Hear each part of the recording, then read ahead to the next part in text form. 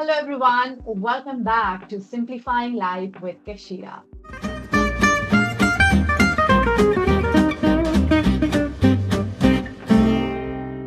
In today's fast paced corporate world, navigating the complexities of leadership, career growth, it demands not just the skills, but a strategic vision and emotional intelligence. My guest today, Amii Barnard-Bahn, is a powerhouse of wisdom in this realm. She is a C suite coach, thought leader, and contributor to Harvard Business Review. She is here on our show to share insights from her journey and expertise. Welcome, Amy. We are thrilled to have you. Thank you so much for inviting me. Amy, you have an impressive track record of coaching executives, building a high performance team. I really wanted to understand what initially drew you to this space. Was this something that you always wanted to do? It's a great question. I would say no, it evolved over time. I spent probably about 25 years working my way up to corporate executive roles myself.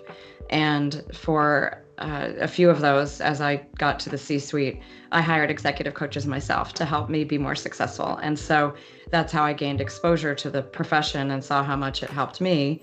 I've been a general counsel, I've been a chief human resources officer, I've been a chief compliance officer, and a chief administrative officer. And so each of those pivots required different support, I would say, at different times. And it was extremely helpful to have that psychological safe space, to have someone that was just completely supportive of talking through issues, providing alternate frameworks to think about when I was getting stuck or trying to work through a solution. And so once I finished one of my last corporate executive roles, I just felt like I had achieved everything that I wanted to in that space. And I felt a calling to leverage all of the expertise that I'd gained in difficult roles and in challenges and all kinds of business cycles and in different industries, from financial services to healthcare to the nonprofit world. I went back to graduate school and got my coaching certification, and then probably about 9 years ago, it's going on 9 years, then started my own coaching and consulting business. How's been the overall journey so far? Is this something, did you start getting clients in the beginning? Did it take some time to build your credibility in the market? How is it for you when you started this? It is challenging.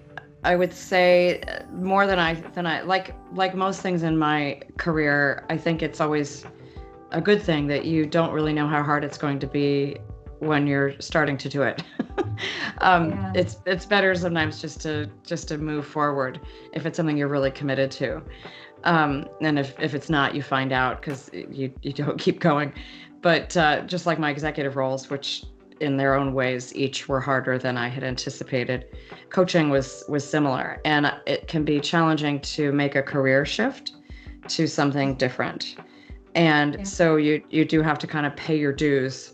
I would say when I switched from being an employment litigator attorney to HR, I had to take a big pay cut and cut my teeth on some very entry-level HR tasks to learn the profession. But then I was able to, what I would say, hockey stick up. So jump pretty quickly once I got my sea legs. And then similarly with moving into healthcare from financial services, that was a huge learning curve. So I had to work during the day and study on my own at night, pretty much. I've always been a working mom as well, so I have 2 daughters, so that's in there somewhere, everywhere.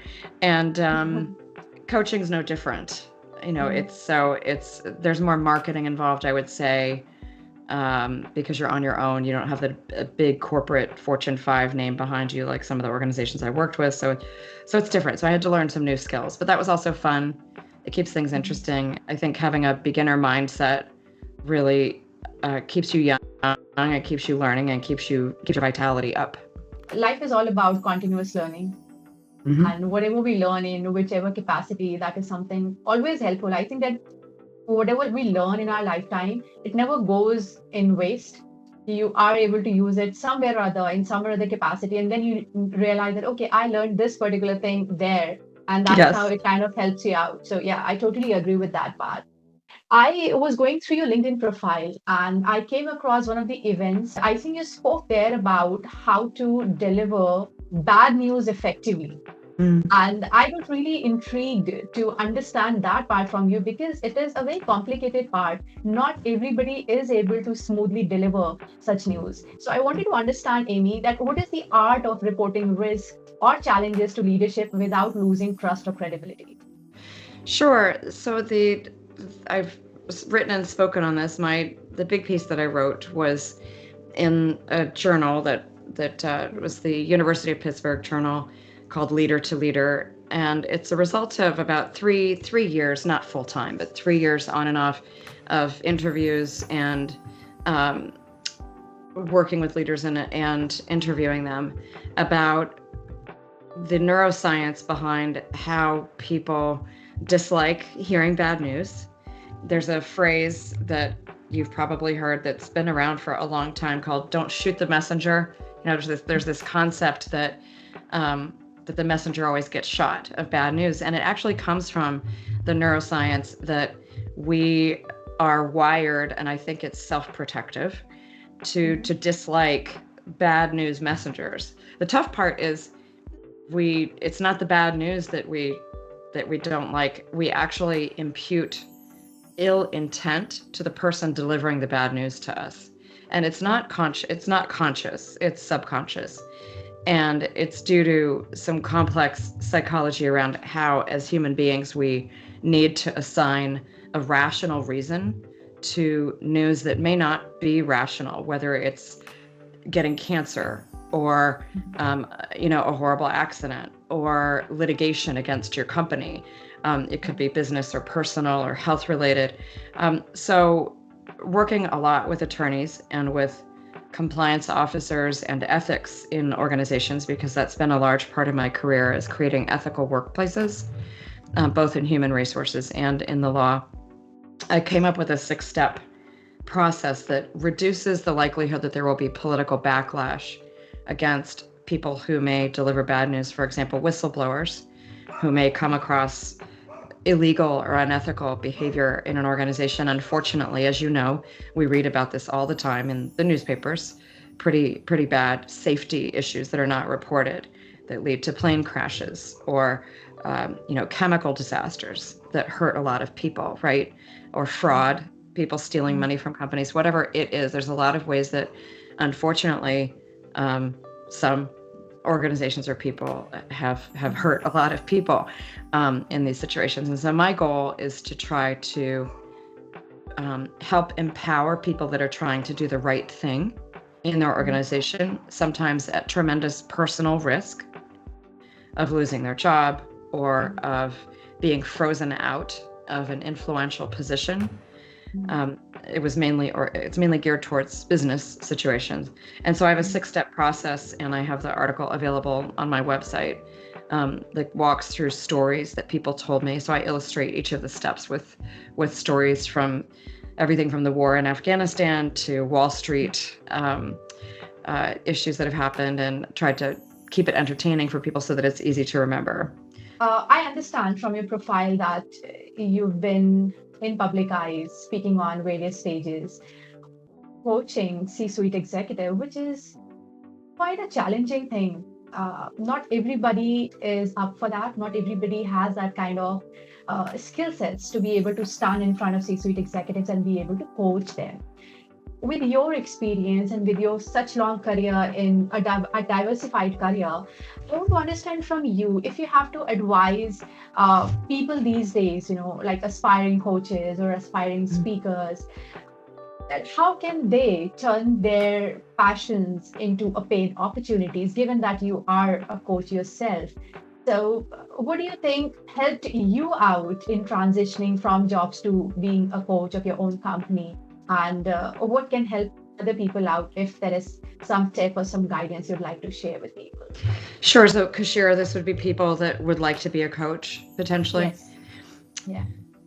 Well, I would say what differentiates my work is that I have been in the roles. So I've been in their shoes. I have been an executive in multiple industries and reported to boards. I've been involved in a lot of difficult situations, whether it's laying off large numbers of people in economic downturn cycles, which is not an easy thing to do, but is very important business experience to have, to do it as ethically and respectfully as possible. Unfortunately, as we know, businesses aren't always growing, and we've seen a lot of that during COVID. So I've been able to coach leaders through how to do that as kindly and thoughtfully as possible. Hopefully, also it's a last resort. It really should be a last resort. Laying off people, you should be looking at everything else. I've had executive teams that took pay cuts themselves, that took hiring freezes, other ways to avoid doing that. So I would say those kinds of business experiences were extremely helpful to me now in my coaching. Going to a really good coaching school is critical. Really understanding there's a big difference between consulting and mentoring and medical therapy and coaching. And coaching is unique because it is a relationship of equals, whereas mentoring and consulting and therapy rely on a hierarchical relationship where you're hiring a professional that knows more than you do about the situation, and you are hiring them for their medical or their consulting or their senior wisdom as a mentor. With coaching, it's very important to gain the understanding of individual change management, life stage psychology, and what we call leading from behind, which is a philosophy around ultimately the client knows best. The client knows more than we do about the situation, and it's our job to be supportive.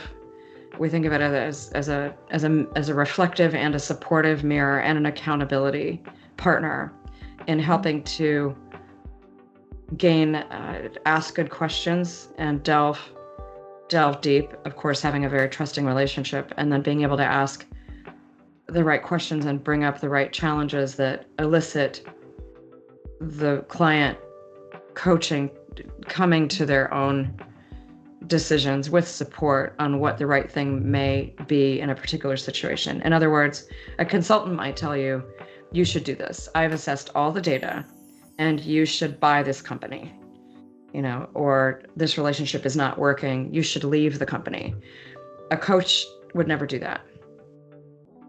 That's not our role. And so it's very important. And that was a big transition for me to make from being an executive who was in an accountable, execution-oriented decision-making role to learn to still leverage that experience, but not drive the decision. Again, to lead from behind. So those are things that I think are very important to think about. I see a lot of people, frankly, calling themselves coaches, and they're consultants. They're not coaches. They're going straight from business into really consulting. It's also important to get yourself trained from right institutes, getting right degrees, right certifications. That definitely helps in adding credibility to the portfolio. And I think that allows for people to trust in your skills and abilities. And that is another strong way of getting clients or getting paid opportunities. Because until these solid attributes are not part of your portfolio, it may be difficult for people to trust. And I think that's where most of the people aren't able to convert their work into paid opportunities. So, it can also be helpful if people are considering, let's say a lot of people that are very skilled coaches start in human resources and they work as human resource business partners or in leadership and development or talent development. That can be a very natural transition to being a coach. And the wisdom that you gain as you get older also adds a lot of credibility. I think that's one thing I appreciate about the profession, actually, is the older I get, the better I can be. Whereas in some professions, you can there's ageism, or you can get kind of sidelined, You do have to stay up on the profession. Like, I'm exploring AI a lot right now, and I take courses every year to invest in my coaching. You can always be a better coach. That's exciting to me.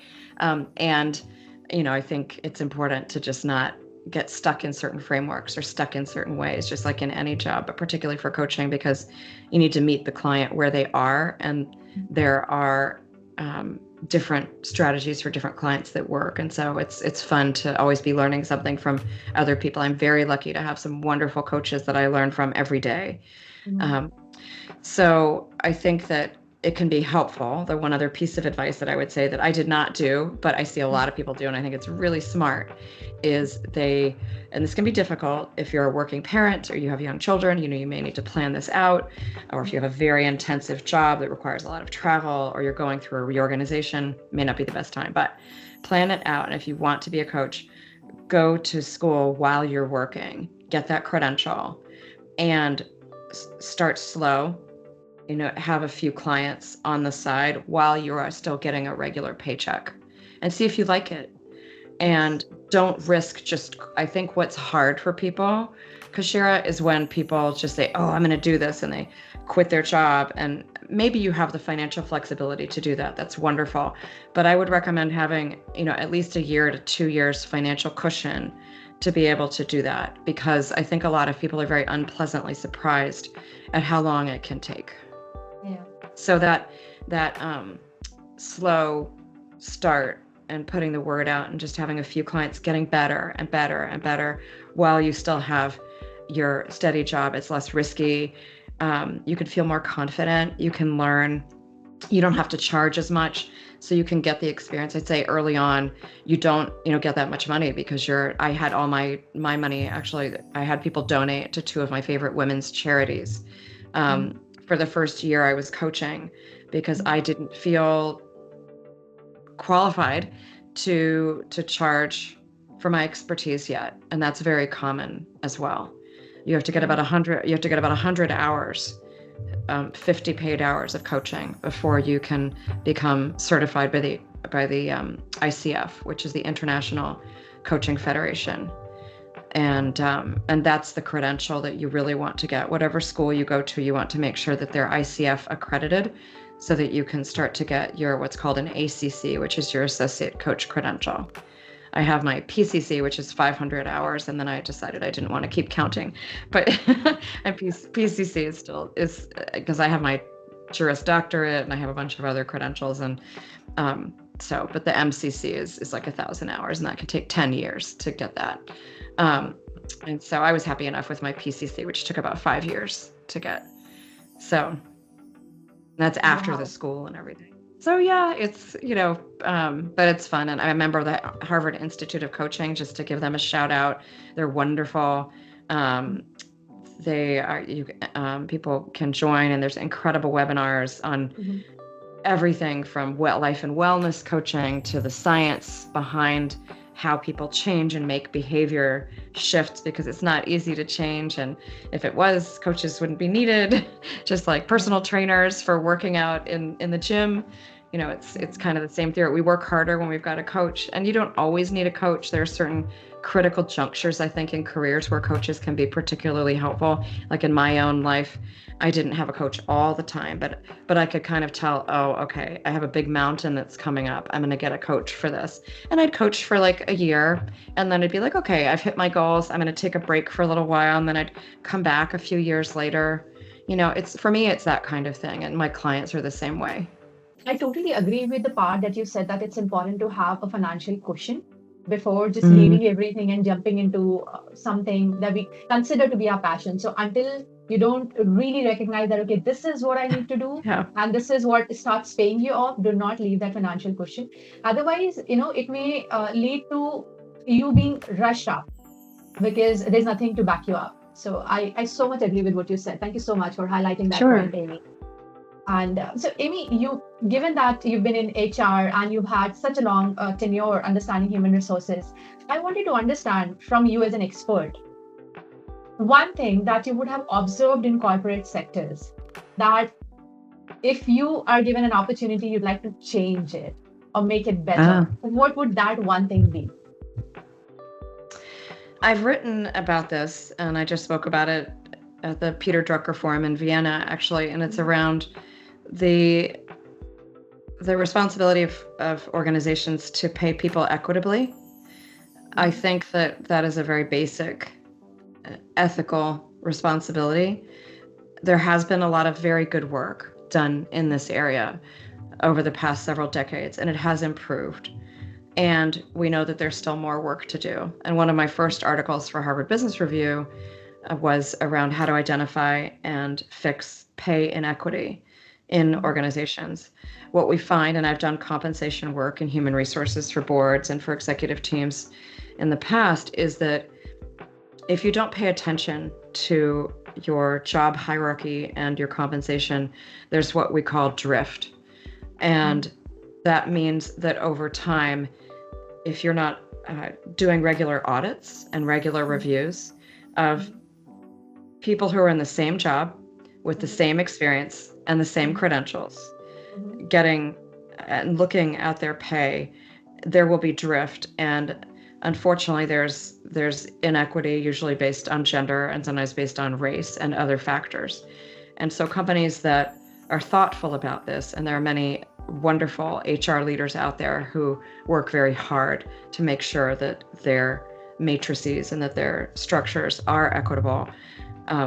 They look at that every 3 years, and they do what's called a pay equity audit, and they look at that to make sure that things look equitable. In an ideal situation, you want to be able to promise your employees that they're being paid equitably for the same work. And there have been situations that I've been in where someone has sent an email to the wrong person, or in the olden days when we used paper and we were all in the office together, people would print out a spreadsheet during pay and performance time, and it would be grabbed by the wrong person, and people would see everybody in their team and what they were paid in it. And I just always think it's kind of like if your pay happened to be, if one of those things happened to you, would you be able to defend it and rationally? And people might not agree, but would you have an integrity around how you would be able to explain why this person is paid differently than this person? And so that's one thing that I would recommend, that all companies do pay equity audits, because we know that when they don't, there is drift, either because you hire a star outside player and you bring them in and you say, the manager says, I have to pay an extra $10,000 to bring this person in. Well, that can upset the whole team's org chart. And over time, that can, those are examples of things that you need to be looking at the whole team. I just think that as a manager, that was always really important to me, is watching that and keeping an eye on it. So that would be one thing. And have you seen any organizations practicing equitable pay for their people? Yes, Intel did a phenomenal job several years ago. They underwent a very public, it's in my article that I wrote in HBR. I use them as a top example. The Gap also partnered with the unit. I guest lecture at UC Berkeley Haas School of Business, and I spoke. They have a wonderful center called that is run by Kelly McElhaney, who's a terrific pay equity advocate for women. And they worked with the Gap on a white paper, a research paper, on how they approached their compensation and how other companies can do it. So I drew upon those resources. Intel, it took about 3 years. When you're doing it for the first time, it's not always something you can fix right away, because it can be expensive. But once you've done it, then it's just a maintenance thing. So as my mentor, Marshall Goldsmith, says, in this case, pay equity is simple, but it's not easy. But it's very simple. You literally just and they're just steps that you go through. It's like I walk through the steps in this article, and my hope is that companies take time to do that, because I think, we come to work a lot. We spend a lot of our time at work, and I think that it's the most basic promise that an organization can make to its employees, is that we will pay you fairly for the exchange of labor that you're giving to us here. Such a great idea to have equitable pay for people. And I think what you said, it can really bring a lot of stability, and that part wherein when people get to know about a difference in pays and the kind of chaos it creates, it can eradicate that. But at the same time, I also understand not every organization would like to do, for all the reasons you mentioned. It's not easy, it's not easy. Yeah. And it is definitely a good investment that they'll have to do to balance the pays of various people at the same level. So, wow, I think It's a I big really look forward. it's a big project at first, and then it gets easier and easier. Is really Yeah, what I yeah. would. It's a big it's a project. It's an initiative, and then once you do it, you have the system in place, and it's monitoring and little fixes here and there. Yeah, So, but it absolutely. builds trust. It It builds does. trust with employees, and I think you and I both know that trust has been severely impacted over the past few years, whether it's COVID and return to work or all of the it's been very difficult for organizations over the past several years financially, whether they were in supply chain or going out of business. You know, the restaurant industry has had a horrible time, the hospitality industry, travel.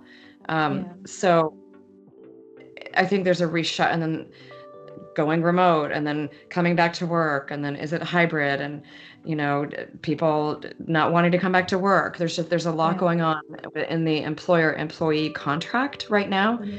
and so I think this is one thing that organizations can do that sits apart from all of those debates about where should work get done and how do we best support our customers, which is pay, and that's just neutral to all of Mhm. that. So I don't think it should be controversial.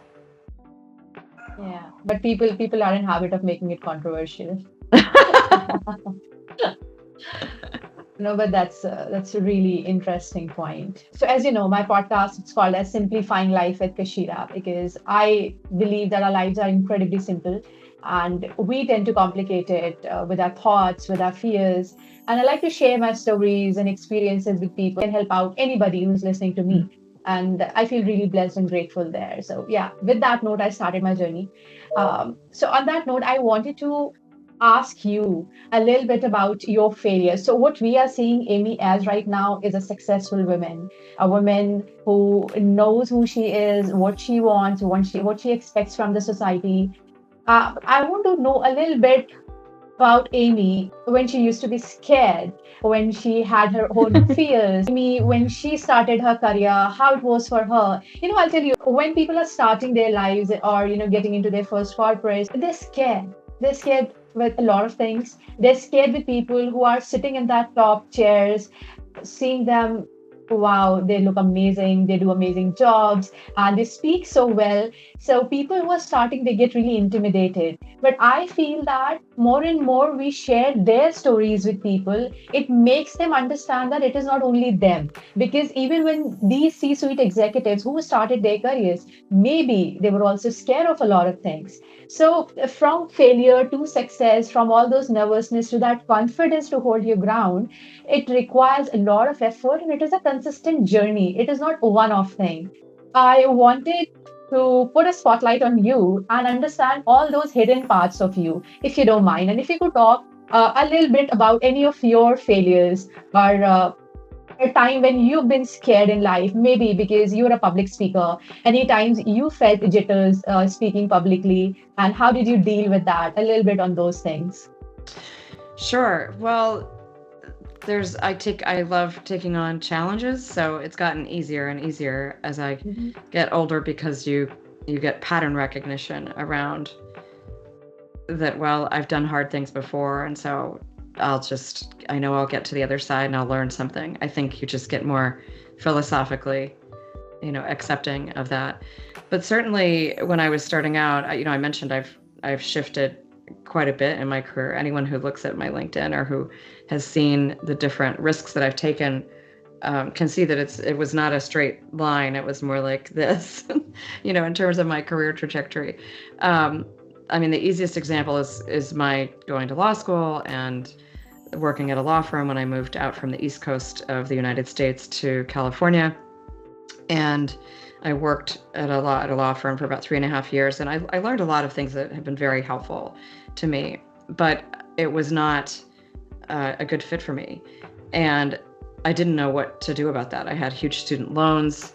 Um, I was completely lost, and I didn't know what I wanted to do. And I've always been a goal-oriented person, and so not having a goal felt really scary to me, and not knowing what I wanted to do. And I happened to have met my now husband around that time, and he gave me the courage to quit, and leave. And at the time, we didn't have a mortgage, we didn't have children, so it was pretty good timing for me to be aware that I needed to do something different.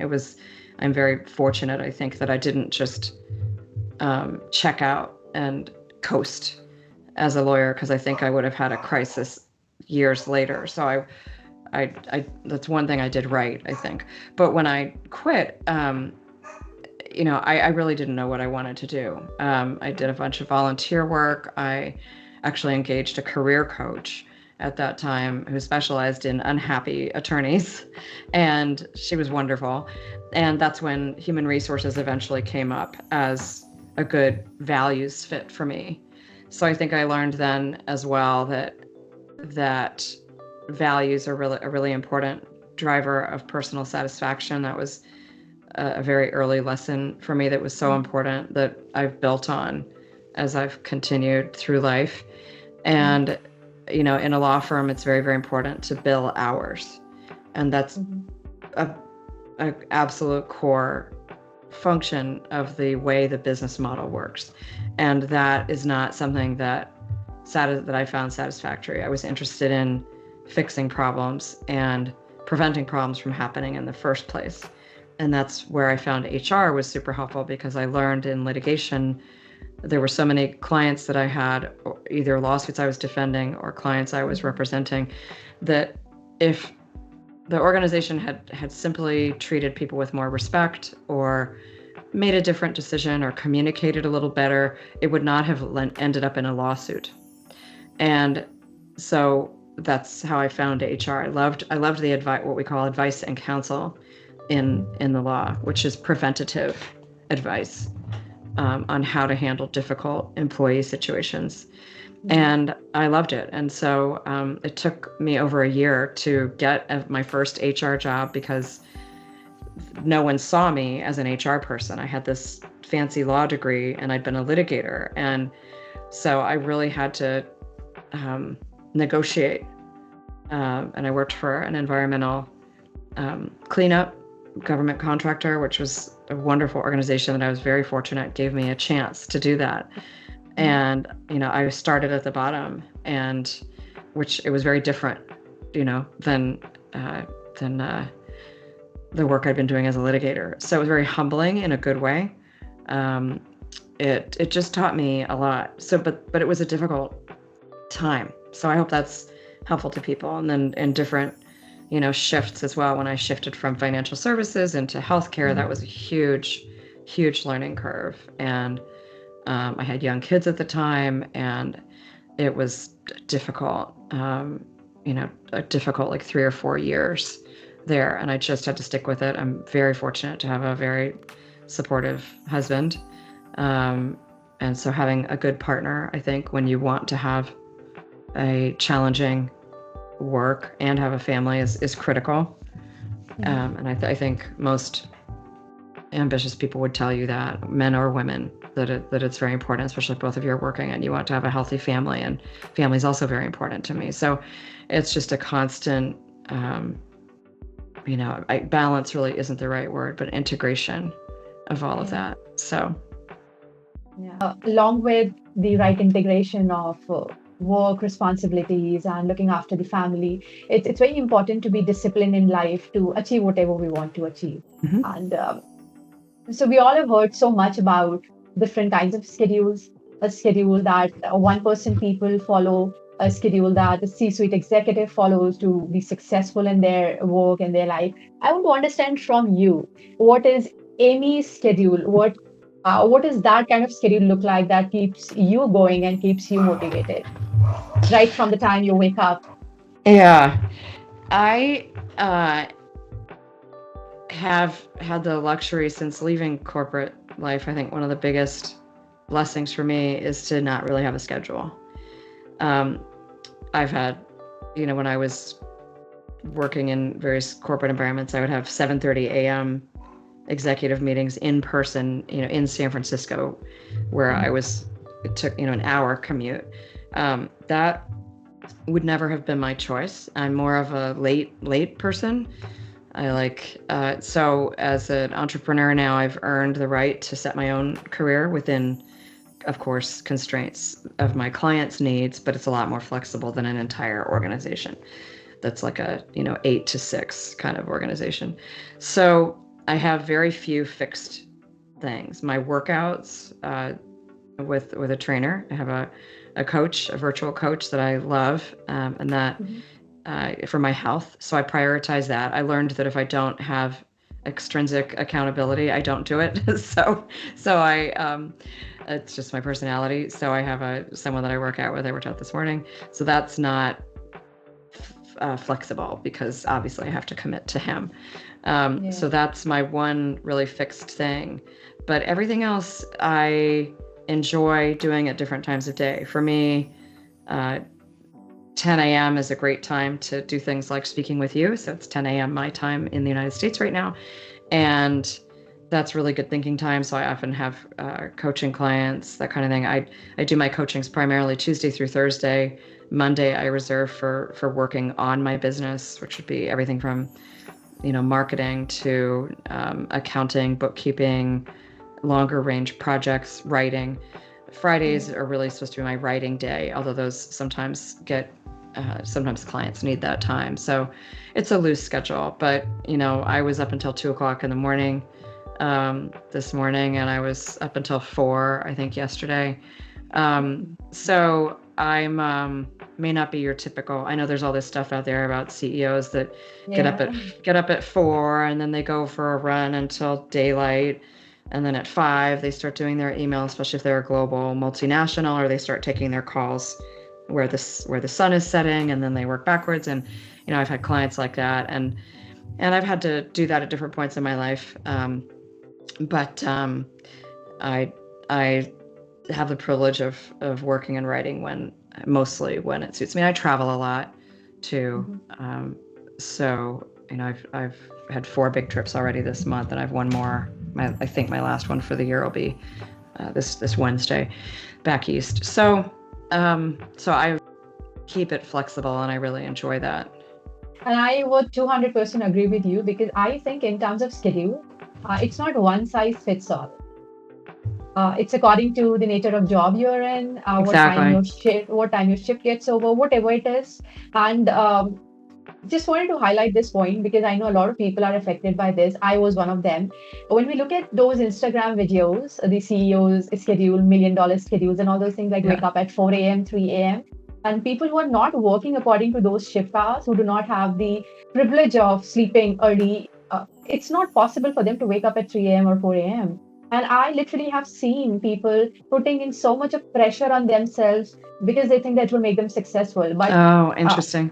in turn, they're losing their health because if you haven't slept well, it's not good for you. So through what you just said, I want to share it with everyone that please do not pressure yourself with such videos and posts. Understand what suits you. Mhm. And if your shift is getting over at 10 p.m. or 11 p.m. or 12 a.m., you cannot wake up at 3 a.m. Please do not do that. Yeah, So, I have a close friend who studied this, and her business is around figuring out what your personal cycle is. yeah. Whether you want to call it your biorhythm or your personal clock. There Mhm. there are there is a strong theory of thought that people have different cycles, and I tend to get a huge creative burst of energy. I'll usually work all day and then have dinner. Family dinner is always very important. So that when we had our children at home, they're now left the nest. But when we were all home, family dinners were very, very important to us, and so that was also non-negotiable. And then I'd go back to work.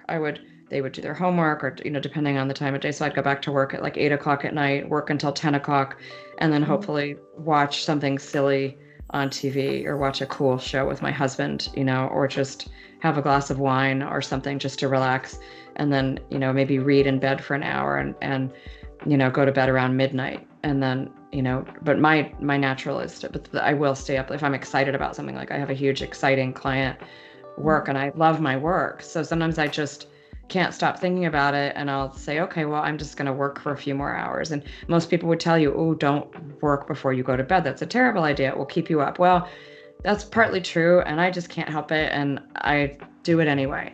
So, Yeah. and then if I can, I might sleep until noon the next day. Like yesterday's Sunday. Sunday's my day where I allow myself to that's my catch-up day because Mhm. some days I only get 5 or 6 hours of sleep, and I really need 7. I know that, but sometimes I just don't. I'm Yeah. excited about an article I'm writing, or fill in the blank. Just some exciting opportunity comes my way, and I'm like, I want to do this, so I do it. So I have to find other ways to catch up. Now, when I was working in corporate, of course I was on time. I had to be there for my team. I had to be there for my meetings. I worked late Mhm. at night. I had childcare that enabled me to work late and travel. I was traveling 40% time when my kids were young. So we had someone, an au pair, different au pairs for 10 years that lived with us that made it possible for me to Mhm. do this work, that I'm very grateful for. And so I've just had to, I think it's just important to plan and think about those things and arrange your life to hit your goals. And then before you know it, it's been 10 years and your needs change. And if you're lucky enough to live a long life, you know, things shift. Nothing is forever. Every job is temporary. So Yeah. you just have to pay attention to your needs and your health. So I love what you said about maintaining your health. There is no one size fits all. My schedule 20 years ago and what I knew I had to do then is very different than what I get to do now. And I'm grateful that I experienced all of it because I can relate to almost anyone's requirements that I work with, and I really do understand it. I wouldn't want to do it now. I'm very grateful that I don't have to do it now that I'm in my 50s. But it's 20s, 30s, 40s. Yeah, I mean, you're usually working your tail off, Yeah. but then it's a privilege later if you've put in the time and keep your health, keep your family, keep your close relationships healthy. You have the blessing of hopefully a little more choice. Yeah. The wisdom of those experiences that you've accumulated over time, those relationships that nourish your soul and that give you opportunities. So, Yeah, no, absolutely. I completely agree with you, Amy. Thank you so much. It has been such a wonderful conversation. And before I conclude, I wanted to ask you, is there any final piece of advice that you'd like to share with uh, people, maybe somebody who's starting their career or somebody who's somewhere stuck in yeah, their career is being indecisive of whether to move on or what to do? Anything that you'd like to leave our audience with? sure. I would say my biggest piece of advice, and I've told both of my daughters this and have been coaching them around it, is if I had one thing that I could tell my younger self, it would have been to learn to get good at receiving and giving feedback early on, because it is the number one way to accelerate your career and get better. Our ego, especially when we're young, is very fragile. We are trying to establish ourselves. We've worked probably very hard for a university degree or a certification, or our parents have supported us to do better than they did and get into hopefully a better life, right? Every parent usually wishes a better life for their children, and so we get so caught up in this image, this idealized self-image of what we need to be. And so when someone gives you feedback Mhm. that is critical, Mhm. um, it's easy to give positive feedback, like, you're great, that was wonderful. That's easy. Getting Yeah. the developmental feedback, and particularly for women and people of color, we have done studies and know that they do not get the constructive, more difficult, hard feedback to improve as much as men, and at least in America, as much as white men do. And so it's important to learn how to ask for that, to solicit feedback. I've written a lot on this, and so people are welcome to go to my website under resources. I keep a library of all of the articles and podcasts and things I've been on, Mhm. so that people can refer to that. And that would be my advice, because it's the best way that you can get better. It's not easy to hear at Mhm. times, especially when you're starting out. It's easy to get defensive, but people will stop giving you feedback if you get Yeah. defensive. No one wants to argue with someone about something. It's difficult, right? If you've been a manager or you've had to terminate someone, or you've had to say, look, this was not how what I asked for, or that's Yeah. hard. So the most successful people take it on the chin, as we say, and they say, okay, please, can you please give me more detail? Can you please, I want to learn. I want to do better next time. And then the person is excited, and then you might get a mentor. You might get a sponsor, which is someone who's willing to put their reputation on the line for you because they see, oh, this is an up and comer. This is someone who is putting their ego aside to get better. That's more important than a schedule or getting up at 4 a.m. to go, running or check your email and do all this crazy, silly stuff that these celebrity CEOs say they do on Instagram. So that's what I would say. You've given our audience $1 million tip, $1 million advice. Thank you so much for that. And Amii, I was again about to pronounce your name incorrectly. I just got saved in the last minute. Amii, thank you so much for sharing your valuable insights, your experiences. Like, we've discussed so much, right? From building successful coaching careers to navigating complexities of leadership to living a fulfilling life. I mean, you've literally given us so much to think about and act. Thank you so much once again for your valuable time today. I really appreciate it. You're welcome. Thank you for inviting me.